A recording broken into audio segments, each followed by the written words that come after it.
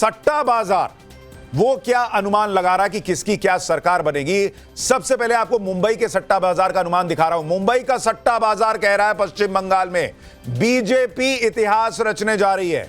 मुंबई सट्टा बाजार के हिसाब से बीजेपी को 175 से 185 सीट बंगाल में आ सकती है। टीएमसी 127 से 132 रह सकती है और जो अन्य का खाता है वो सिंगल डिजिट में रह सकता है। यह मुंबई का सट्टा बाजार का अनुमान है। अब आपको दिल्ली के सट्टा बाजार का अनुमान बताता हूं वो क्या कह रहा है। मुंबई तो क्लियर कट दिखा रहा है बीजेपी जीत रही है, लेकिन अगर आप दिल्ली का सट्टा बाजार देखेंगे तो यहां कांटे की टक्कर दिख रही है। दिल्ली के सट्टा बाजार के हिसाब से टीएमसी 146 से 149 और बीजेपी 140 से 143। यानी अगर टीएमसी यहां पर 149 सीटें हासिल करती है तो सरकार बना लेगी, लेकिन दिल्ली के सट्टा बाजार के हिसाब से कहना मुश्किल है कि कौन पूरा हिसाब किताब किधर बैठेगा, लेकिन वो टीएमसी को एज दे रहा है और कांटे की टक्कर दिखा रहा है। तो ये दिल्ली के सट्टा बाजार का हाल है। मुंबई में बीजेपी की स्पष्ट जीत, दिल्ली सट्टा बाजार में कांटे की टक्कर, लेकिन टीएमसी की जीत ये दिख रहा है। अब हमारे साथ कुछ मेहमान भी हैं, जरा उनसे भी बात कर लेते हैं। जगदीश भाई और अमित हमारे सहयोगी भी हमारे साथ जुड़ रहे हैं, उनके पास भी चलेंगे। लेकिन जगदीश भाई, ये आपने सट्टा बाजार में कुछ पैसा तो नहीं लगाया, आपका क्या हिसाब है? देखिए सुशांत भाई, पिछले 14-15 साल से मैं चुनाव को बहुत नजदीकी से देखता हूं और मैं समझता हूं, मैं आपको बता दूं परिणाम या सट्टा बाजार या एग्जिट पोल क्या आने वाले हैं। जितने भी एग्जिट पोल आएंगे 150 प्लस बीजेपी को बताएंगे, कोई तो 200 भी पहुंच जाएगा। और जो आप ये देख रहे हैं सट्टा बाजार, ये सब धराशायी हो जाएंगे 5 तारीख 5 तारीख को जब रिजल्ट आएंगे। तो बंगाल में आपके हिसाब से कौन जीत रहा है? कोई टिकेंगे नहीं भाई। मैं समझता हूं जिस तरह से ये सवाल आपका बहुत इंपॉर्टेंट है, इसका जवाब देने, इसका जवाब 3 लोग दे सकते हैं, मोदी जी, अमित शाह जी, चुनाव आयोग। बाकी किसी को नहीं पता। मैं तो कहां से बताऊंगा? मैं तो अनुमान पूछ रहा हूं ना, मैं तो रिजल्ट बता रहा हूं। नहीं, आप कह रहे हैं सट्टा बाजार गलत है, रिजल्ट पैक हो चुका है। सुशांत भाई, रिजल्ट पैक हो चुका है। वही आना, ये सब सट्टे बाजार धरे रह जाएंगे, एग्जिट पोल धरे रह जाएंगे। आप देख लेना, मैं तो देखता हूं। मैं कह रहा हूं सट्टा बाजार और एग्जिट पोल आप कह रहे हैं कि धरे रह जाएंगे, और आप कह रहे हैं कि सट्टा बाजार एग्जिट पोल बीजेपी की जीत दिखाएंगे, तो इसका मतलब आप मान रहे हैं कि टीएमसी जीतेगी वहां? नहीं, मैं तो कह रहा हूं कि मैं जो कह रहा हूं ना भाई, कैसे जीतेगी टीएमसी? जनता की वोट होगी तो टीएमसी जीतेगी। सिस्टम जब सारे अफसर, सारी पुलिस लट बच जाएगी तो कहां टीएमसी रहेगी और कहां कांग्रेस रहेगी या कहां और दल रहेंगे? अच्छा, तो अमित शाह जी को पता है एग्जिट क्या होने वाला है। अच्छा, तो इसका मतलब 15 दिन से वहां बैठे। जगदीश भाई, आप कह रहे हैं बंगाल में चुनाव बीजेपी ने हैक कर लिया है और वहां बीजेपी जीतेगी, ठीक है? बिल्कुल। तो इसी तरीके से वो केरल में भी जीत जाएगी? भाई केरल देखो, अब 5 राज्य की बात करें जो आपने कही है। असम में भी जीतेगी? पांडिचेरी जिसकी है उसकी रहेगी। अच्छा। केरल हमें देंगे मोदी जी। क्यों? नहीं तो शोर मचाओगे आप लोग भाई। सभी लूट लिया, हम भी शोर मचाएंगे हैं। और स्टालिन को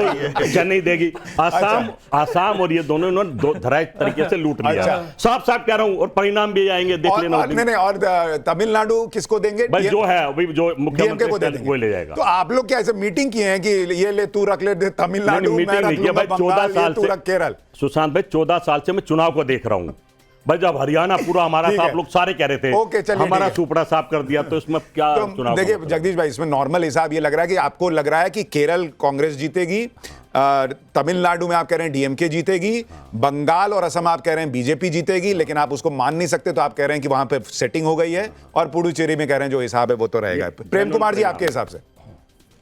मेरे हिसाब से ये चुनाव जो है हर जगह टक्कर वाला चुनाव है।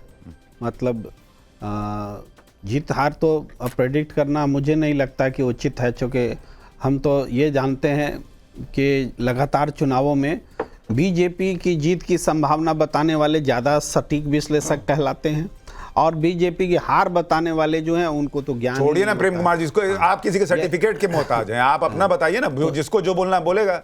आप अपना बताइए। आपको भी देखिए, आपकी अपनी ग्राउंड रिपोर्टिंग होगी, आपका फीडबैक आ रहा होगा, उसके हिसाब से बताइए। भाई मेरा भी गलत हो सकता है, आपका भी गलत हो सकता है, इसका लोड क्या लेना है? देखिए, केरल, तमिलनाडु, पुडुचेरी तो क्लियर है, बोली चुके, बात हो चुकी। जो है बंगाल और असम, तो बंगाल में केरल आप कह रहे हैं कांग्रेस जीत रही है? हाँ, डेफिनेटली। और तमिलनाडु आप कह रहे हैं डीएमके जीत रही है? पक्का, ठीक है। और बंगाल और असम? बंगाल में मेरे हिसाब से तृणमूल कांग्रेस ही आएगी। अच्छा। और असम में? और असम में नजदीकी मुकाबले में बीजेपी जीत जा सकती है। ठीक है। अवधेश जी? देखिए, जो बंगाल का चुनाव है वो सबका ध्यान सबसे ज़्यादा वही है, क्योंकि बंगाल की जो बहुसंख्य जन आकांक्षा है, जो पीपुल्स एस्पिरेशन दिखाई दिया है, लोगों की आकांक्षाएं क्या है, उसमें व्यापक इसमें है कि ये सत्ता की जो पूरा कल्चर है ये बदलना चाहिए। क्योंकि वहाँ जनसांख्यिकी जो है, वो डेमोग्राफी, राष्ट्रीय सुरक्षा, उससे जुड़ा हुआ घुसपैठ, हिंदुओं के अपने अस्तित्व का प्रश्न कि अगर ये सरकार रह गई तो बांग्लादेश हमारे साथ भी हो सकता है, और आंतरिक सुरक्षा, खासकर महिलाओं की सुरक्षा और आर्थिक विकास, ये ऐसे भाव थे जो नई पीढ़ी से लेके बाकी को लग रहा था कि इस सरकार में ये सब संभव नहीं है, तो हमको इसमें बदलाव करना तो परिवर्तन होगा आप कह रहे हैं? देखिए, पूरी संभावना है परिवर्तन की। ये आप डिप्लोमेटिक मत खेलिए, नहीं, सीधा पूरी बताइए ना, खुल के बताइए क्या लग रहा है। संभावना नहीं, मैं इसको संभावना वाला वर्ड हम लोग नहीं लेके चल रहे हैं। ममता बनर्जी की वहां शुरुआत 60 से 65 सीट से होती है। ठीक है, सही बात है। क्योंकि मुसलमानों का जो बहुमत है, बल्कि मतलब नहीं, मैं अगर उसको वोट शेयर में चेंज करूं अधिक सर, संख्य देखिए, मुसलमान अगर आप मान के चलिए 30% के करीब मान लीजिए बंगाल में मुस्लिम वोटर है, और जब हम ये कहते हैं कि 95%, 93% वोटिंग हो रही है, तो इसका मतलब यह है कि मुसलमान भी भर भर के वोट कर रहा है, हिंदू भी भर भर के कर रहा है, क्योंकि 6-7 ही लोग 100 में से नहीं वोट करने आए, बाकी तो सब कर रहे हैं। तो इसका सीधा मतलब यह है कि ममता बनर्जी को अगर मुस्लिम वोट एक मुश्त पड़ रहा है, तो वो 30% वोट शेयर के साथ, उसमें 2-3% ऊपर नीचे कर लीजिए, तो 27-28 के साथ शुरू कर रही हैं। उनको जीतने के लिए 48 पर जाना है, तो बाकी 70 में से 20% चाहिए। बीजेपी को जीतना है, इतिहास रचना है, तो 70 में से 50 चाहिए, 48 चाहिए। क्या 70 में से 48-50 बीजेपी को आता लग रहा है आपको? नहीं, पहले भी आ रहा था। कब? ममता बनर्जी के 48% वोट में से 24% मुसलमान के बात सही है।